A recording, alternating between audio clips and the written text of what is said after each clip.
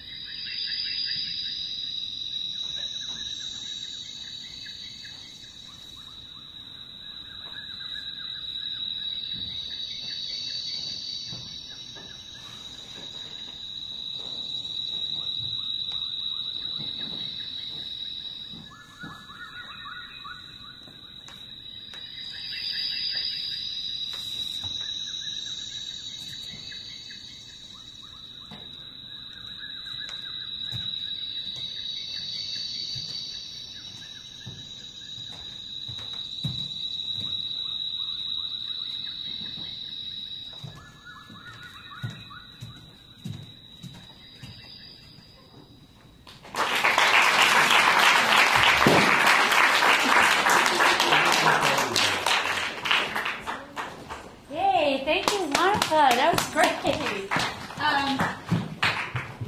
So that was a form of dance called Buto, and I wanted to see if Wanaka could come out for a second, just because I would love to know a little bit more about what Buto is. Hi.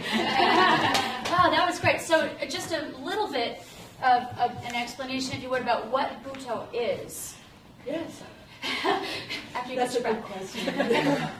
It's always a good question because it's very universal. I would say, the idea of the Buto is almost like in everybody. It's all about like life, and you capture life, and then you just something about this is from the word of Tatsumi Jikata. This is he's a founder, and it started like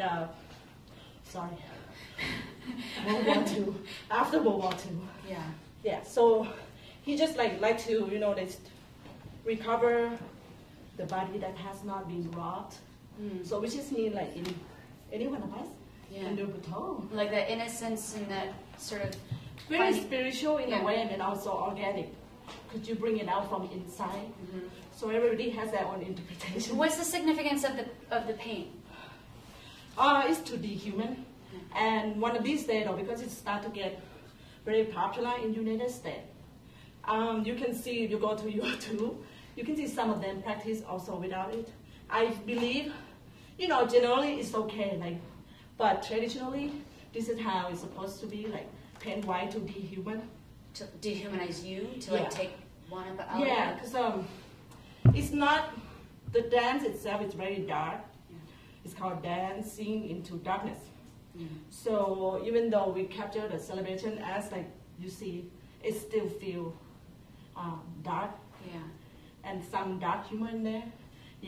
So I think that's how, for my style, I like to do a story with it to make it much more than just a movement. Cool. Yeah. Awesome. I hope you enjoy it. Today's discussion we can do it. What's today? Yes. I have a little extra energy because today is December 5th, of course, but in Thailand we celebrate Father's Day, which is mean a king's birthday today. Oh, yay! He's been getting sick in the hospital, they're taking care of him for a while, and then we all pray for him. So long live the king. Wonderful. That was great. Thank you so much. Thank you very much for having me. Yes. So just one thing to let you know is that the bar's open through the whole show. So if there's a section where you want to go out, get a drink, and come back in, definitely feel free to do that. I know that I think they'd appreciate it. The next act is Johanna Middleton. And I actually, the first time we've worked with Johanna a couple of times. She's a Northwestern grad, and she's an actress and singer and dancer, I think, too, and stuff like that. And the first time I met her, I was actually auditioning for the first musical, any audition I'd done in years and years and years, and it was for our own festival, but I was auditioning, and I was so nervous that I was like, blah, blah, blah, blah, blah, blah. And she was like, it's okay, girl, it's all right, it's okay, you're fine. And that gave me a lot of, so anyway, that's how I met Johanna, and she's just a really cool person. She's going to do a little bit of storytelling about what it's like to be a California girl coming to Chicago. So, welcome Johanna Middleton.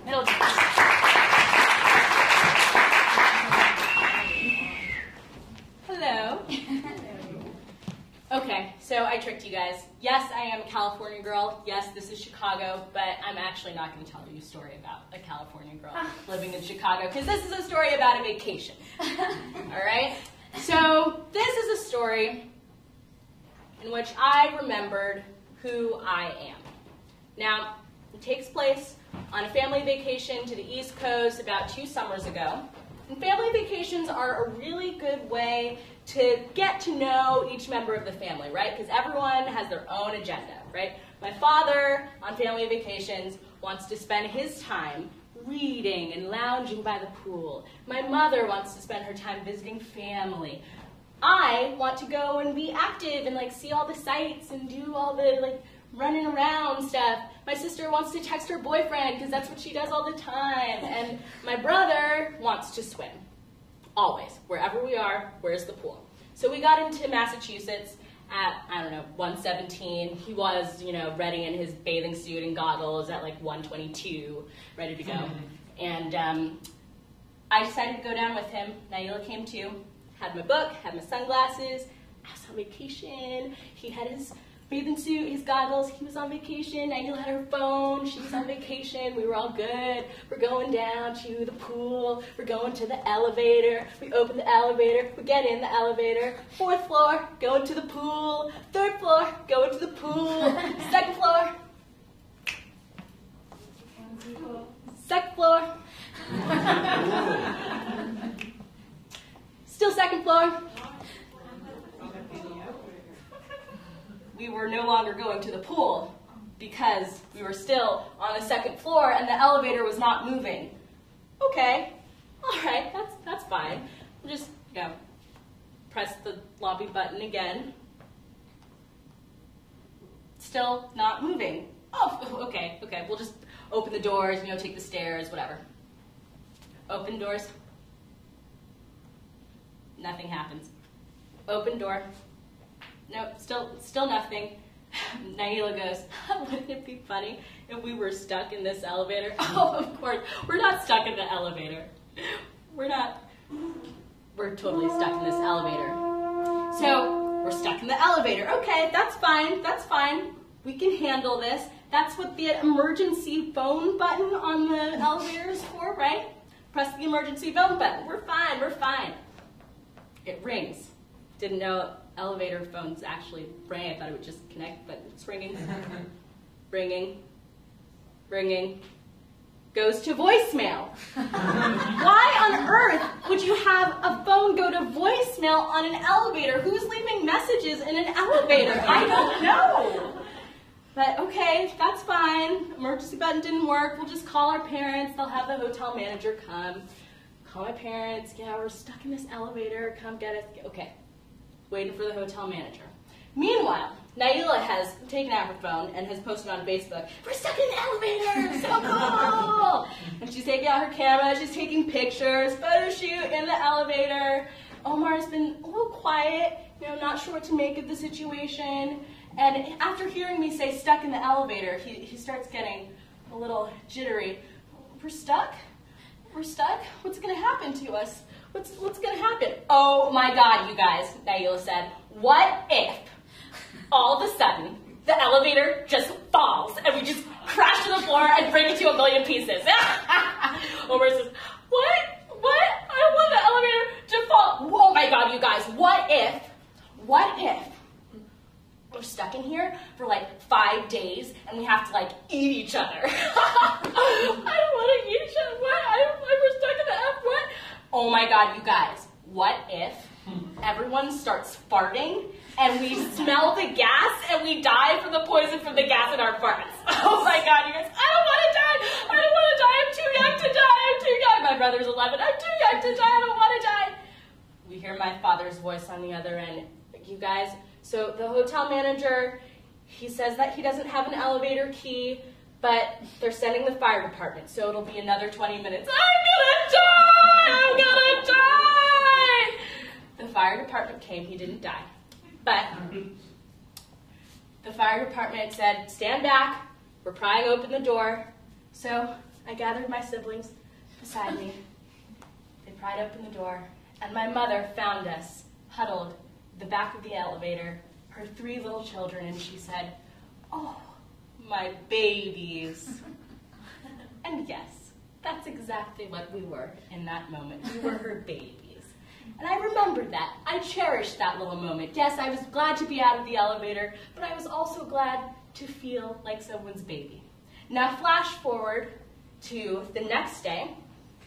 It was a summer evening, and we were hungry, and my cousin called and said, we got some patties at our house. Now, if you're Haitian and someone says, we got some patties, you best be going to that house because it's gonna be a slammin' meal because patties are delicious.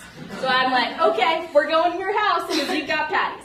So we go to the house, but we need to pick up some toiletries, so we stop at CVS.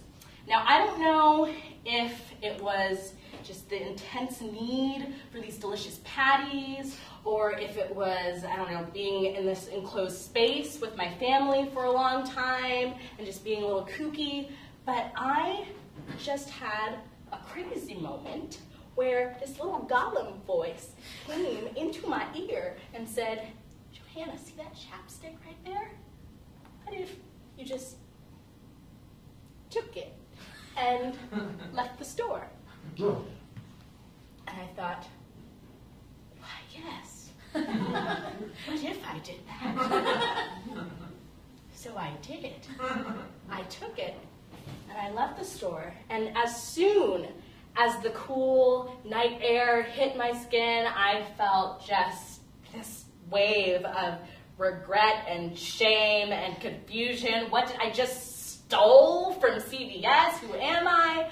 And I get in the car, and I get behind the steering wheel, and I pause, go, guys, I got some chapstick. My mom and sister are like, yeah. I took the chapstick. I didn't pay for the chapstick. I just stole some chapstick. And it was silent. My mother said, why? I don't know. I guess, it's one of those things that you always wonder if you can do, and then you just sort of did it, and I just did it. I don't really know why. She was silent, and I drove. We got our patties, and we came home, and she still hadn't said anything. So we went back inside. I said, are you mad at me? She said, I'm not mad. I just don't know who you are.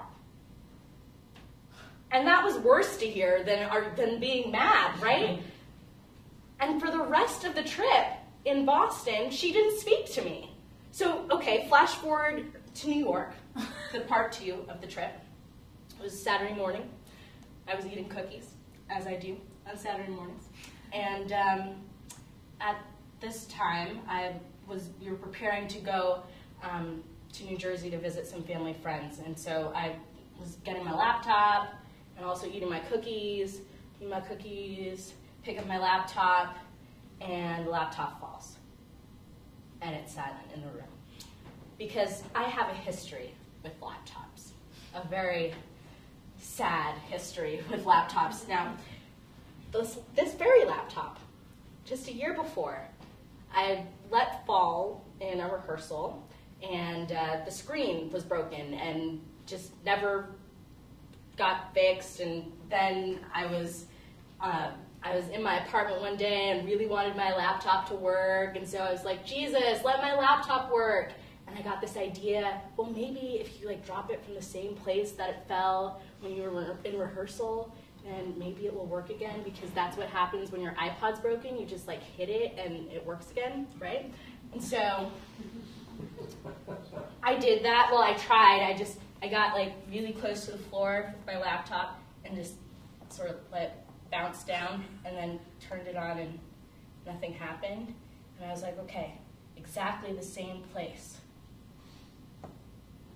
Let it fall, picked it up, turned it on, and it worked. It worked. Jesus healed my laptop. It was amazing. So I had a healed laptop, and now it was broken again. So I was going for the second miracle, so I picked it up, said, okay, I'm going to drop it from the exact same place. Have my cookie, going to put the cookie same place right here, and let it drop, and picked it up.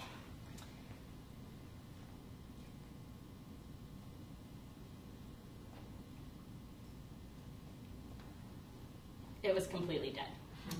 So no, Jesus doesn't perform the same miracles twice. And my dad, upon seeing that my laptop was broken once again, said, I can't believe you let your laptop break once again. I'm done with you. I'm done with you. And he left the room, went outside to go start packing up the car. The tears started coming up. And I was just, okay, my dad's not talking to me either. And I felt a hand on my shoulder. And my mom said, it's going to be okay. He'll come around. And I looked at her and I said, oh, you're talking to me now. And she was like, Johanna, it's okay. It's okay. Come on, baby. Let's go in the car. And in that moment, I remembered that even when I do stupid things, like drop my laptop one time, drop it a second time, because I'm eating a cookie, whatever it is, that in the end, I will still be forgiven for those stupid things. Because in the end, I am her baby, and she loves me. So, that is the story of how I remembered who I was and still am. Thank you.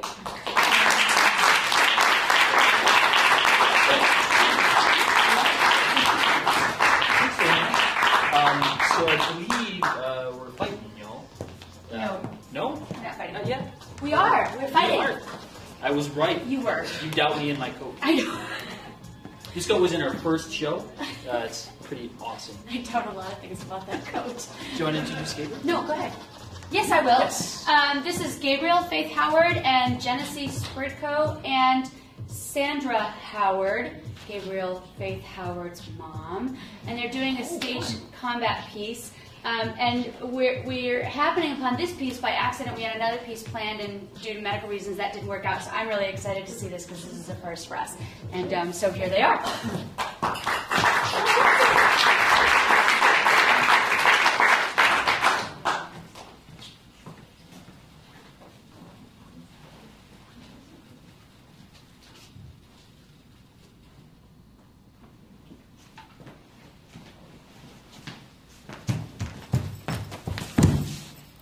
This is the state above the law. The state exists for the state alone.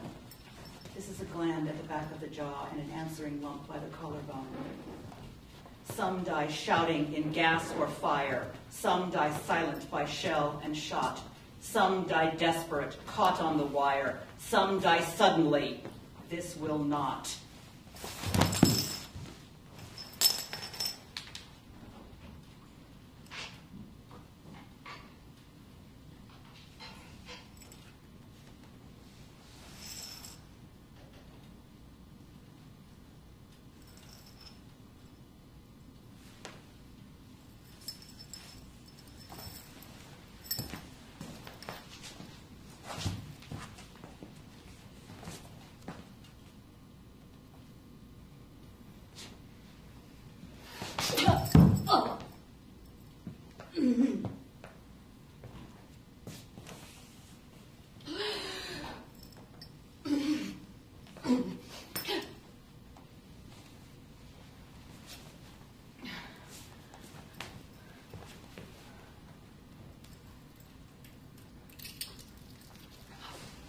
Regis suprema voluntas lex. It will follow the usual course of throats. Some die pinned by the broken decks. Some die sobbing between the boats. Some die eloquent, pressed to death by the sliding trench as their friends can hear. Some die holy in half a breath. Some give trouble for half a year.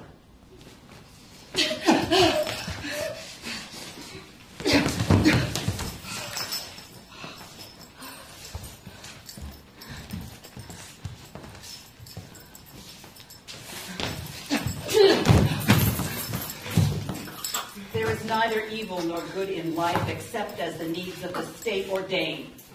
Since it is rather too late for the knife, all we can do is match the pain. Some die saintly in faith and hope. One died thus in a prison yard. Some die broken by rape or the rope. Some die easily. This dies hard.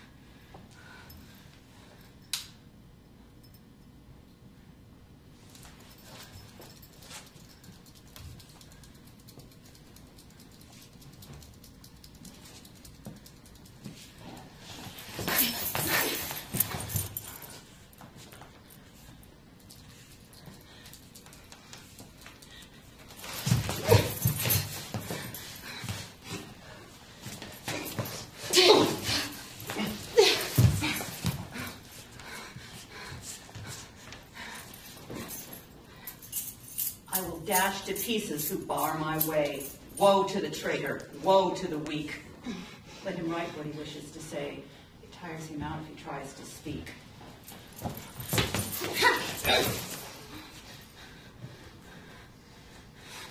Yeah.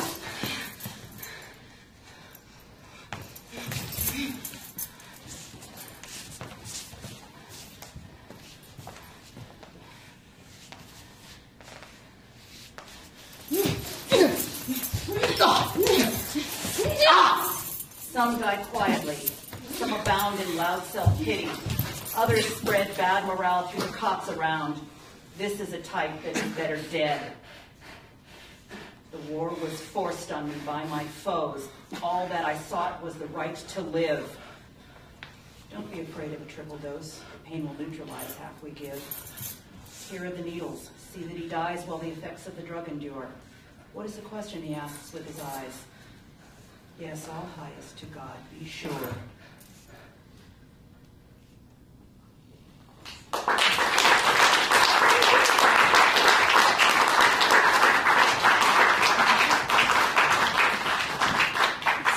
Souvenir. So next we have the waltzing mechanics. Yeah, and this is a cool group. They're actually performing here at the greenhouse right now for the holidays, right? Yeah. Yes. Yeah, the one that's right over there. And it's stories of the L train here in Chicago. So I wonder if you could put a little bit in about a fugitive.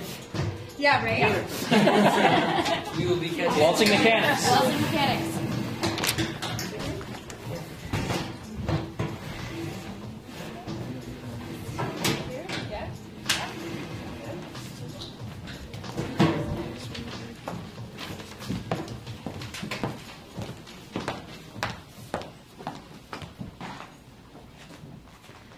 Okay, so about 4 years ago in the winter, my husband and I, we were looking for apartments in Chicago. We were living in Chesterton, and we were working in Chicago, just temping, trying to make things work.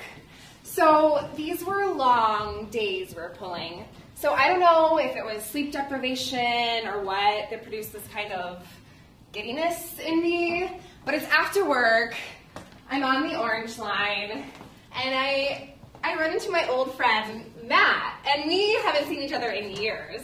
And so we're gabbing, catching up. It's, a really kind of nice reunion, but I'm also realizing how exhausted I am trying to hold this conversation, and the whole train is quiet, After work, people aren't real chatty. So all of a sudden, the holiday train in all of its Christmas-like glory goes past us on the other track.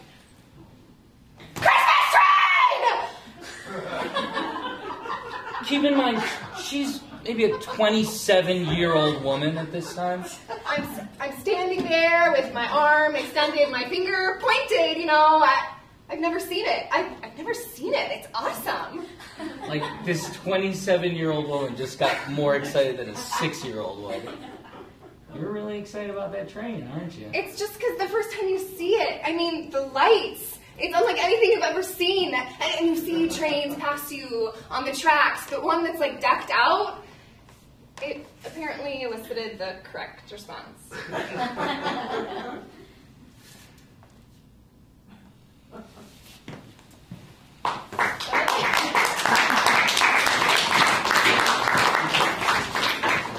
was really fast. Yeah.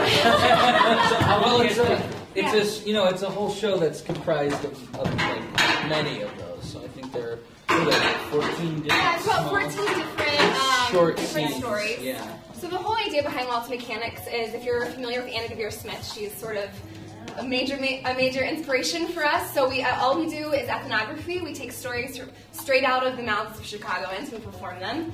And we transcribe them, so we get all of the ums and likes and repeats of words, just sort of where language breaks down. The humanity really, really comes through. And we also get to listen to their voices, which is really fun as well. So there's quite a few different sorts of voices that we get to hear. And obviously everybody who rides the CTA has a crazy public transportation. Yeah. And actually, one of the things that we do in our show is that If you guys have a story and come to see the show, you're more than welcome to raise your hand, and you can tell us a story, and we'll play it back for you. You guys get to cast us as the actors in your story, and it becomes just like a little improv. It's really fun, and you sort of get to, I guess, sort of test us out, yeah, and see if we match your story. Yeah, and see your own stories come to life. So this is the third installment of Elf Stories, and this is the holiday train version, so that's why we have a Christmas train. Quite a few Christmas train stories. We also get a lot of interesting comments just on societal things, relationships that happen and don't happen on the train, interactions between different kinds of people, crazy, not crazy. So this is something that we're actually going to be doing a continuous run at the greenhouse for the next year, interchanging the stories. So yes, there is an opportunity during the show to tell a story and have it played back for you. At the end of the show, there's also opportunities to meet the ensemble, have your stories recorded, and possibly have those stories end up in the next rendition of Elf Stories. So you guys don't close, or you close and then open up? We close and then open up. I'm not sure exactly how it's working at this point. Yeah, we're a little into the details of that. But we are running Holiday Train till the 14th. Yes. Cool. Awesome. Thanks, guys. Thanks so much. If you go on the Halcyon website, each artist has a bio, and it's got links so that you can find out more about them. Next up is those Griffin boys, and they're going to be doing some music. So they're going to set up for a little bit. I don't know how much time you guys need to set up. Just a couple minutes. Okay. If you want to stretch your legs, get something to drink, come back, and they'll get started. And this is Joe and Tim Griffin. Joe and Tim Griffin.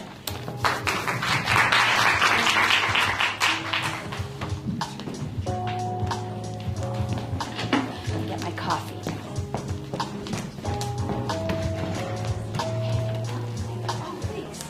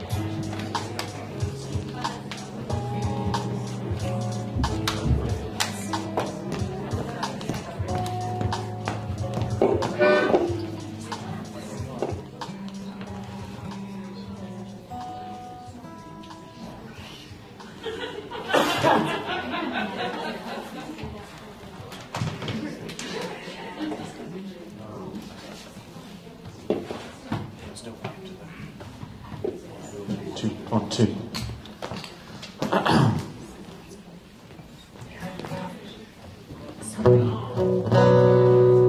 You ready? I believe so, yeah. Ladies and gentlemen, this is my brother Joe. This is my brother Tim. Thank you very much.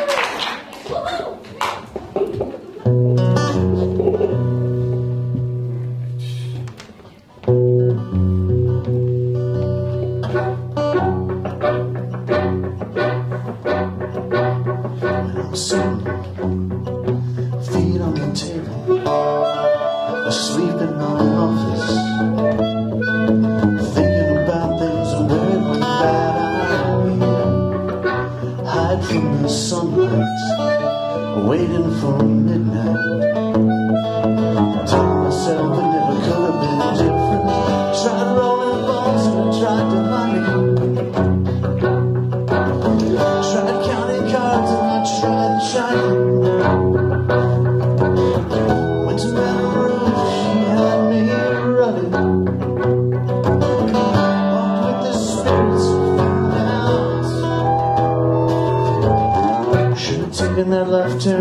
Albuquerque. Should have taken that left turn at Albuquerque. Should have taken that left turn. Now I'm here.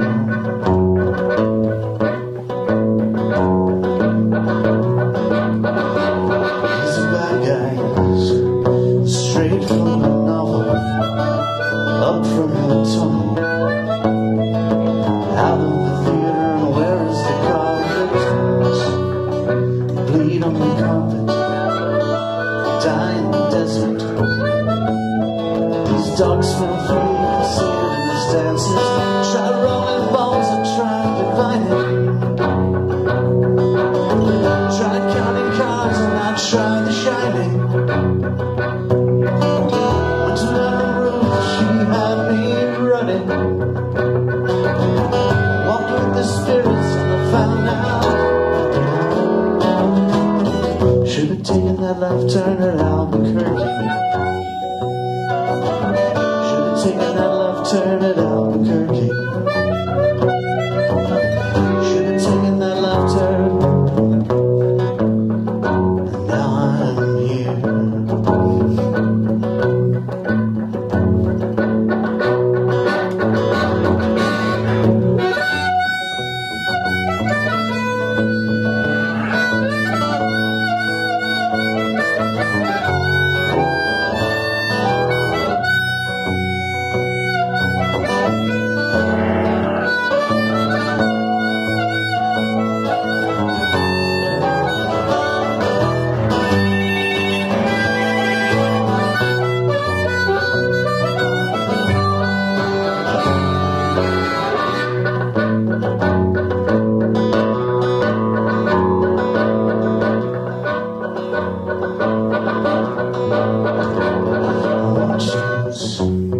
We'll stab with a pencil and deal with the devil.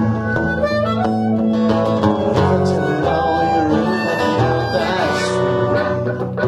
Grave in the mansion, gas in the kitchen. Sometime lady, you will understand how it is. Tried rolling balls, I tried dividing. Tried counting cards and I tried The Shining.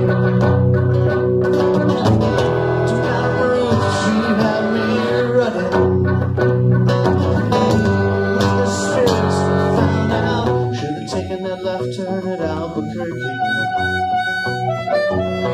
Should have taken that left turn at Albuquerque. Should have taken that left turn. Now I'm here.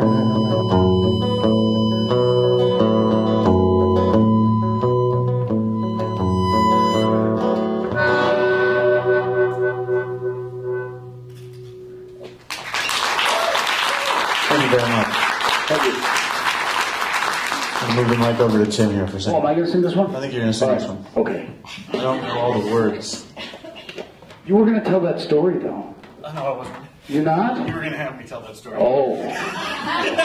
Do you want me to tell a story? No, it's okay. You sure? Maybe. I got a good story. If you got a story, go ahead and tell it. All right, it's a quick... I can't make it... All right, here's what happened.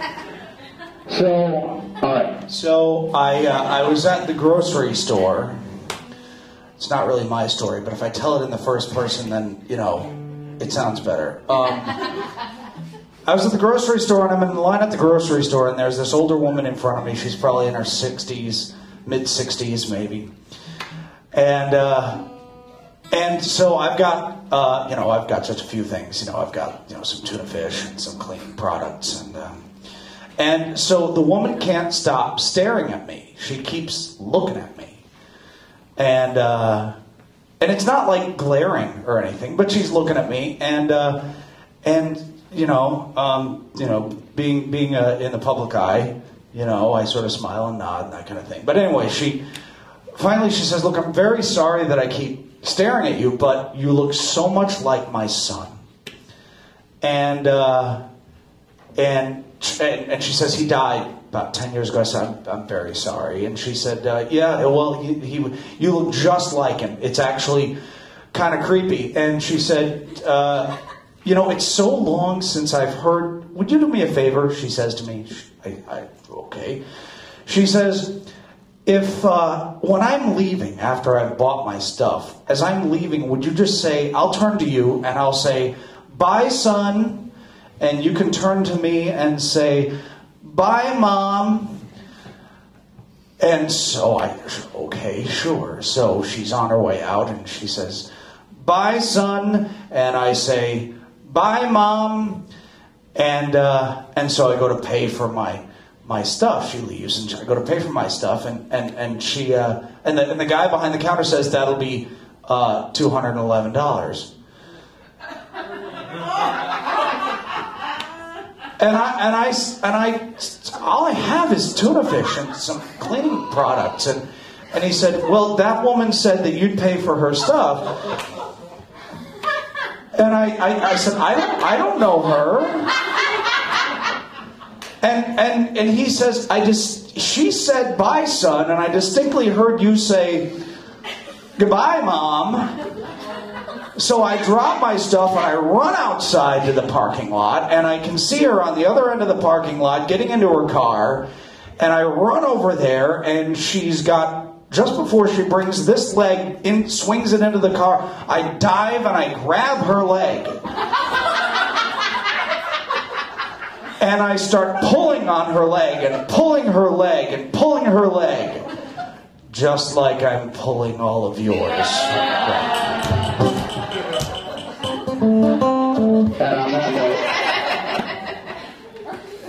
It's a good story, right? What are we doing? Oh, yeah, that one. Okay. There's no Jack Teagarden song. Yeah. Recorded when? 19 through... Yeah, uh-huh. That's when it was. I need 2 harmonicas for this one.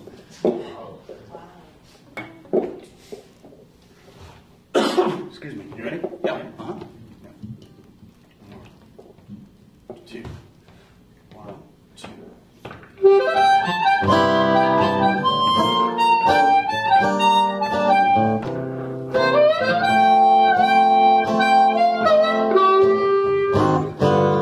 I got a heart that's broken-hearted. How do I mend it? I got a crying Jack you started.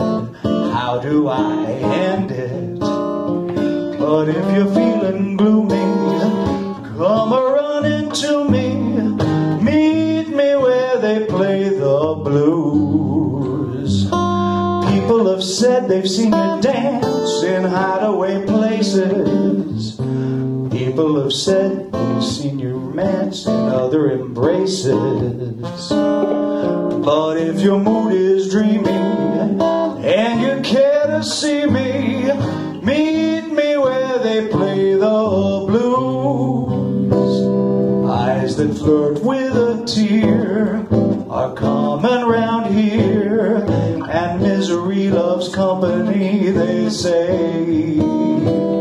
So they linger till dawn while the trumpet wails on, hoping you'll happen this way. I'm getting tired of sipping wine and watching it bubble. How did our dreams get out of line and wind up in trouble? Well, honey, if you're learning, there's a flame still burning. Meet me where they play the blues.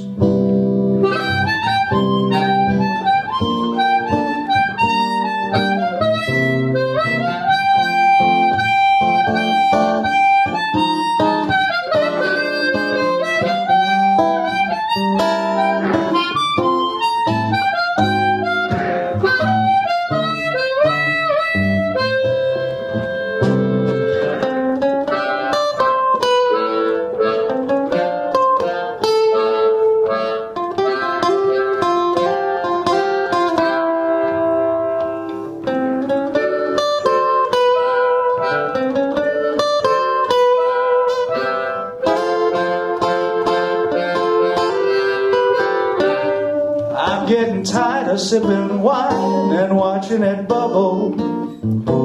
How did our dreams get out of line and wind up in trouble? So honey, if you're learning, there's a flame still burning. Meet me where they play. You'll find it any day. So meet me where they play the blues.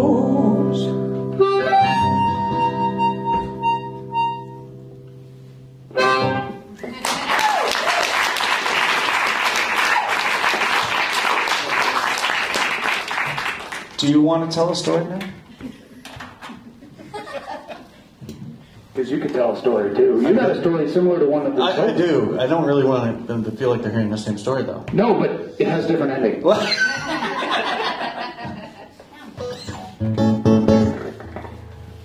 You gonna tell? No, I'm really not. All right. Not a really good You're story. gonna hear about this later. Yeah, I know. What are we doing now? Oh yeah. What key are you doing now? Oh. I had the harmonica just a minute ago. Now I have it again. Thank you. Whatever you're. Oh yeah. A. Right. All right.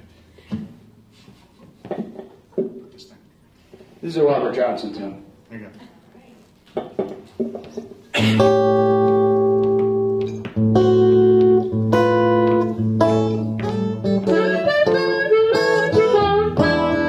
When I went down to the station,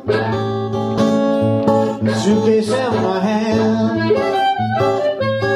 When I went down to the station, suitcase in my hand. Well, it's hard to tell, it's hard to tell, when all your love's in vain, all my love's in vain. Well, I followed her to the station, I looked her in the eye. Well, I followed her to the station, I looked her in the eye. I was so lonesome, I felt so lonesome, I could not help but cry. All my love's in vain.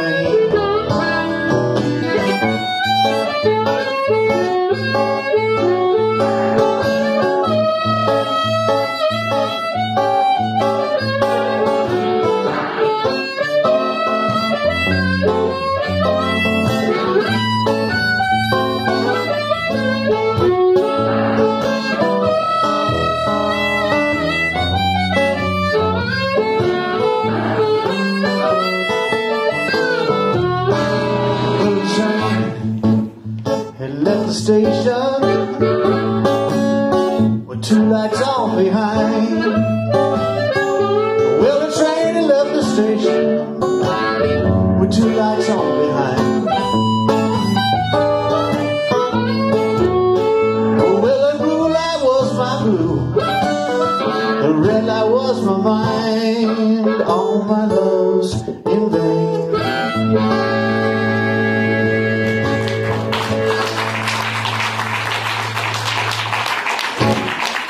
Thank you. One more. Outstanding. E minor. Oh, that's a good choice. Okay, good. I think, as a man said, that we should probably move right into the religious material.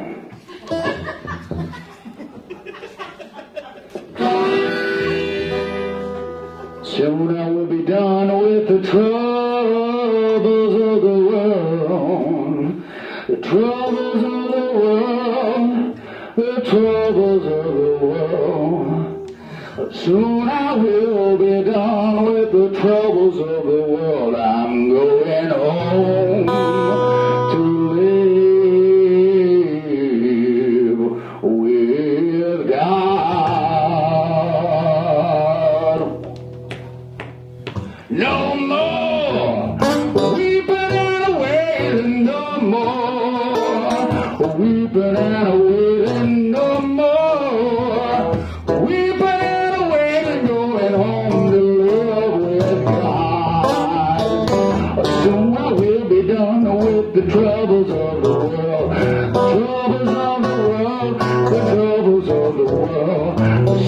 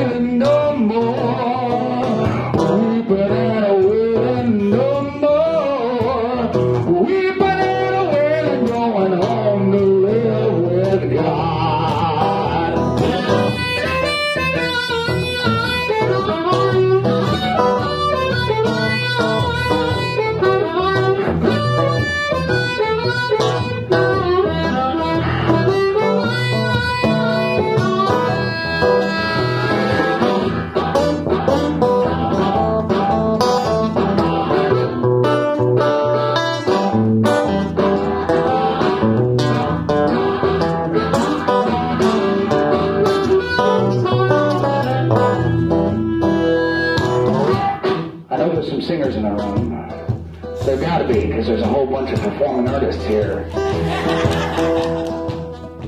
The chorus is pretty easy, so I think you'll be okay if you sing along with me. Yeah? Yes, you do with me. Well, here we go. Soon I will be done with the troubles of the world. The troubles of the world. The troubles of the world. Soon I will be done with the troubles of the world. I'm going home to live with God. Soon I will be done with the troubles of the world. The troubles of the world. The troubles of the world. Soon I will be done with the troubles of the world. I'm going home to live with God. Hallelujah! I want to meet my Jesus. I want to meet my Jesus. I want to meet my Jesus. Going home to live with God. I'm going home to live with God. I'm going home to live with God.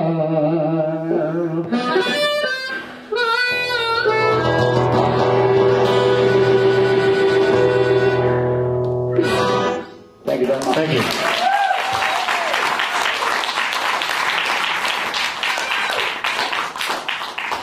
That was great. Did anybody else hear a little Axl Rose in there when he said God? How do you do that? Oh, I take that. No, that was fantastic. While these guys are breaking down, I did want to just, we didn't get a chance to talk to you guys, and I know so I wanted to just, like, where did the poem come from, and how did you decide to put that poem to a piece of really stage combat dance? Yeah. That was pretty cool. So the poem is by Rudyard Kipling. It's called The Deathbed, written in 1918. Louder. Sorry. The poem is by Rudyard Kipling, called The Deathbed, written in 1918. It was supposedly written when rumors of Kaiser Wilhelm II having throat cancer came about. It's part of Kipling's sort of anti-German canon, World War I related. And so there's all this imagery of the throats and the death and all of that stuff. And so it worked on a lot of levels with the piece that we were creating, I felt. And that's something that we don't get to see very often is stage combat just for the purpose of stage combat, which I think is really cool. And it really was like watching a dance, at least for me. I felt like, it's just something that I've sort of become a little bit more interested in, is just like the psychology of stage combat and how it, sort of relates to the psychology that the audience has to what's going on stage and stuff. So. Yeah, absolutely. Yeah, I mean, I have a background in dance, and starting with stage combat, there's a lot of opportunity for just telling those stories of pure conflict and just making pieces based on the violence and the conflict. It's neat to explore. Awesome. Thanks, guys. Thank you. Before I introduce Rafa, I did also just want to thank Tony Bruno over here, who I know by like Rock 7 different Strongulus. names. Rock Strongulus. Yeah, he's going to be with us. Next up is Rafael Franco Steves. I'm pretty lucky that I've been able to personally witness his entire growth as an actor. First time he auditioned for Halcyon, it was for our Alcyone Festival in 2010. We're doing all of Maria Reinfornes, and Koya Paz was doing a bilingual adaptation of her work. So the audition of his that I saw was all in Spanish, and then the interview Koya did was all in Spanish, and then every rehearsal I saw him at was all in Spanish. So I didn't realize that he spoke English until the final dress, when he started saying his lines in English. And then I found out he was also a published novelist and a short story writer. So I asked him if I could read any of his work, and he said no. I was like, come on, man. I've got seen like 3 shows now. Can I read something? And he's like, well, there's only one thing I've written so far that's in English, and you can find it in here. So if you're interested, it's called The Whistler in the Night World. It's a collection of short stories and short fiction from Latin America. And Rafa's in here along with Julia Alvarez, Juno Diaz, Laura Escobar. It's pretty badass. You can find it on Amazon. And tonight is actually pretty cool for me too, because I've personally worked with Rafa on 5 or 6 projects now, but I've never seen him do his own work. And tonight he's going to do his own work for us. So, welcome, Rob.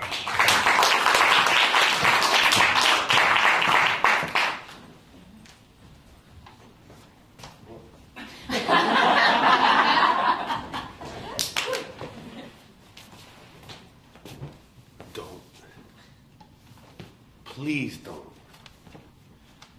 Do not ask me why it happened there. Because it did. And it is what it is. You know? Pasó lo que tenía que pasar. I don't have a clue. I don't know why they decided to hold it where they did. But again, they did. And it is what it is. What it is. What it is 3 días de rock and roll corridito. 3 días de sun and sea. 3 días de mucho palm trees. 3 días, o sea, 3 días de trampa. Because in the end, the palm trees and the sand, that's all there is, a trap. And please, por favor, please don't ask me when it was that they started arriving como hordas del norte.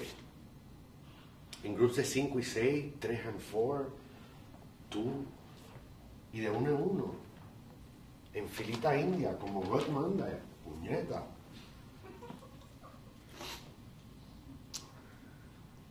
They came with their backpacks and their tents and their fires. They came con bandanas and tie-dyes and guitars and drums and botas de vino and everything else they could carry. I'm telling you, the things they carried with them to the beach and then into the water, la linda water del Atlantic. Oh. They came, and a few years later, River Phoenix was born in a commune in Rincon on the west side of the island. They came, and not too many years later, Anne Whitmore met some of them in a commune and cured her cancer by drinking a whole lot of wheatgrass. They came, and later we went north to school, to work, to deal drugs, to run away.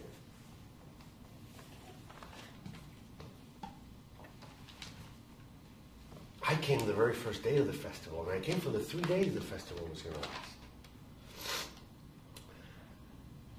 I came, and my hair was longer, much longer than it is now, and I had no backpack, no camping gear.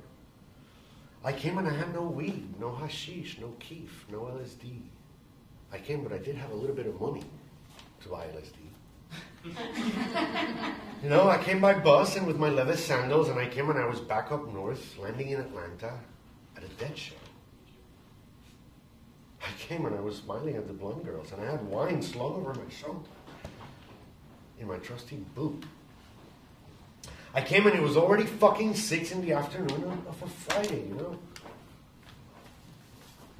Mar y sol. 3 days of fun and music on the beautiful beach of Vega Baja. Sun and sea. And a bunch of rock bands for 3 straight days. Marisol y la nostalgia de la generación Woodstock. Y Hendrix y Joplin ya estaban muertos. Marisol, Sun and Sea, and the Beatles had already broken up, man. And Morrison and Brian Jones were already dead. But Sun and Sea, Marisol, and The Age of Aquarius, and Allen Ginsberg, y Brotigan, and Arlo Guthrie's Alice Wonderland, and Crosby, Stills, Nash & Young had already broken up. Marisol, Sun and Sea, and the My Lai Massacre, and the Indians at Wounded Knee. Marisol, Clapton, Wynwood, and a bunch of others were already hooked on dope. Marisol, and the best rock bands for 3 days. Marisol y marihuana, mucha marihuana. And the hippies came to Vegabájate, Vayamóntate, o Barranquítate. Cuidado porque en Calle llueve. They came. They came and they put their tents up, and they came to sing and love and to smoke, and they came to love the sea and to listen to B.B. King, And they came, and the townsfolk immediately looked at them funny. They came, and the elderly immediately hid in their homes. They came, and all the little stores were immediately overrun. They came, and everyone was talking about them foreigners. They came, and mothers would not let their daughters leave the house. They came, and the chief of police called in sick. While some drunks dared the gall talk to them. They came, and the Lions Club held an emergency meeting. They came, and the principal suspended all the kids who attended the festival. Sumariamente. They came and sold incense and seashell necklaces on the town square. They came, and supplies were quickly spent at the local markets. They came, y Doña Julia se murió de un heart attack. They came, and the town doctor decided to stop his affair with the nurse. Llegaron, y Moncho, the barber, closed shop in disgust. They came and started bonfires at night, and sang and swam in the ocean at all hours. They came, y todas las calles were stopped by traffic. They came, y Tony y la Mildred, they broke off the engagement. They came, and el juez Baez, he promised, by God, he would stop drinking. Llegaron, and Doña Maria, well, she died of old age. She had seen it all by then. They came, and Rafael el Cartero started drinking and writing poems. They came, and Huizo, el único boxeador del pueblo en cualificar, was seen at the beach with a girl. They came, and Huizo's girlfriend slept with Ruben's brother, the mechanic, Michael. And La Mildred put on a bikini and got lost in the crowd. They came, and Elisa, the hardware store owner, smiled for the first time in 15 years. The neighbors were counting. They came, and Mr. Johnson, the English teacher, put on tight shorts and went swimming in the ocean. They came to make love en la playa, y sobre the hot sand they came, and Mr. Johnson's wife, Margaret, went for a stroll with Miguel, el lechero, if you know what I mean. They came, and Carla, Miguel's girlfriend, ran off and joined the convent.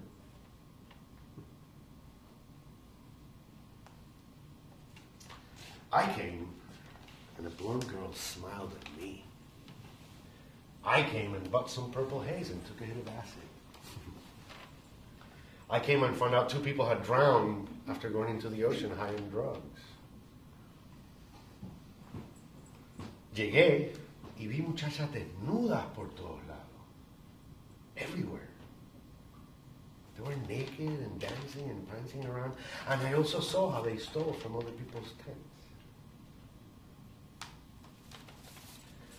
I came to listen to Rod Stewart, Procol Harum, Emerson, Lake and Palmer, Cactus, and the Allman Brothers. I came, and the blonde girl's name was Kathy. I came, and she was stunning, beautiful. I came, and Kathy was taking off my pants and leading me naked by the hand to the water. I came, and I was already in the water. Llegué y pensé sobre todos los festivales que yo conozco, de mi educación sentimental con el cine. Woodstock, Altamont, Monterrey Pop. Llegué, and the multicolored visions were out of control. I came, and I felt really afraid and alone. And I came, and I was paralyzed, and I was drowning, and screaming colors and shapes. Llegué, y me sacaron de la playa unos muchachos del pueblo. I came, and I swallowed a lot of water. And so, they left. They left in groups de 5 y 6, a veces más, sometimes less. They left morning, noon, and night. They left the 3 days the festival lasted. They left the minute they started arriving. They left and they didn't have plane tickets back to the States. They left without flashing peace signs with their fingers.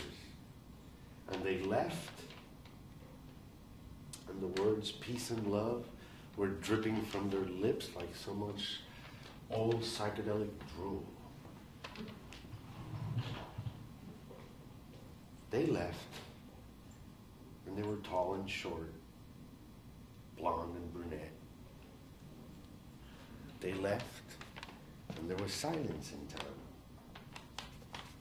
Heavy silence. They left. The hippies left their life.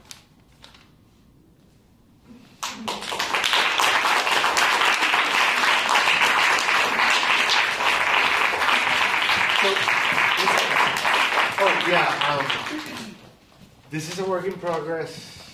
It's a mixture of writings of Manuel Abreu Adorno and myself. Manuel Abreu Adorno wrote a book called, which I just translated. We're presenting it next Saturday at No Nation Gallery in Wicker Park, 1542 Milwaukee, shameless plug, at 5 p.m.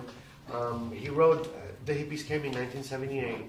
It was published in an edition of 500 copies and no more. And this book had a huge impact in Puerto Rican literature. It's one of the books everybody knows about, but nobody has read. So when my friends were starting a publishing company or editorial, and they asked me, what book would you like to translate? And I said, this book. And I looked it up in Amazon, and it was $690. So a friend of mine in Puerto Rico located one, sent it to me. I was able to translate it. I was able to talk to because he died a few years after he published that book. I talked to his sisters, translated it. And now I'm working on a performance based on his writings and the way I came to the United States, because the hippies went to Puerto Rico, and then I left Puerto Rico. Yeah. And then I left, unbeknownst to me at the time, I was going to a Grateful Dead concert, but I have no idea what the Grateful Dead was. So there's some form of parallelism somewhere there. I'll find it. I'm finished for this. Awesome. Thanks,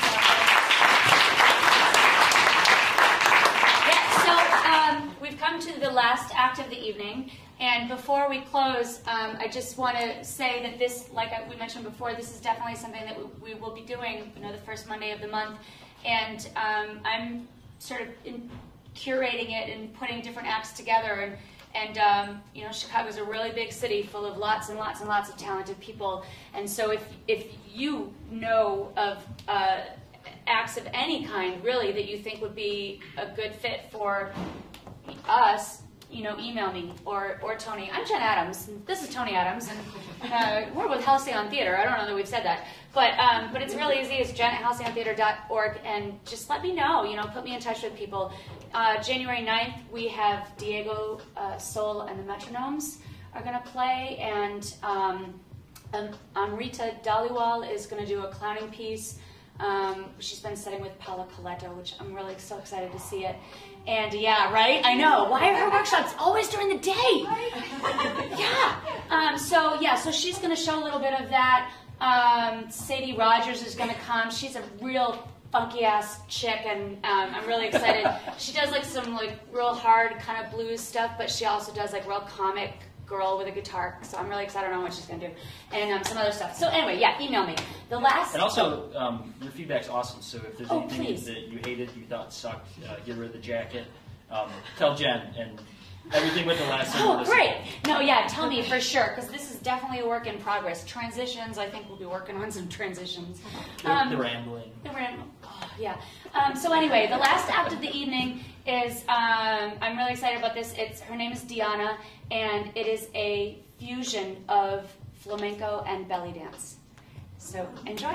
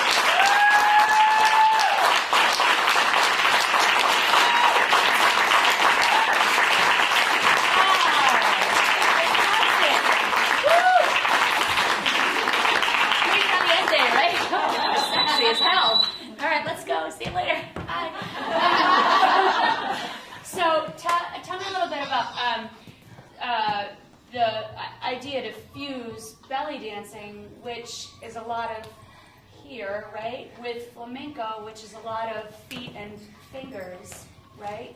So the idea is not new. It is actually something that has been done for hundreds and hundreds of years. What happened was that the flamenco that came from the gypsies had migrated starting in the 8th century, 8th, 9th, 10th century, and around the 10th century they arrived to Spain. Now, originally they came from the area between India and Pakistan. So if you think of all the countries that are in between, many of them. And during that time, it was the Dark Ages in Europe. So people were not very well educated.